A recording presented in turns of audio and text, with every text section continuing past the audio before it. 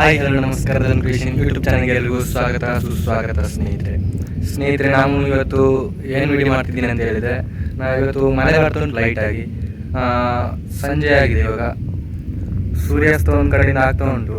ಅದರ ಜೊತೆಗೆ ಇಲ್ಲಿ ಲೈಟಾಗಿ ಒಂದು ಕಾಮನಬಿಲ್ಲು ಮೂಡಿದೆ, ತುಂಬ ದೊಡ್ಡದಾಗಿ ಉಂಟು. ಹಾಗೆ ಅದನ್ನೊಂದು ತೋರಿಸುವ ಅಂತ ಹೇಳಿ ಈ ಒಂದು ವಿಡಿಯೋವನ್ನು ಮಾಡ್ತಾ ಇದ್ದೀನಿ. ನೋಡಿ ಇವಾಗ ಕಾಮನಬಿಲ್ಲು ಹೇಗೆ ಉಂಟು ಅಂತ.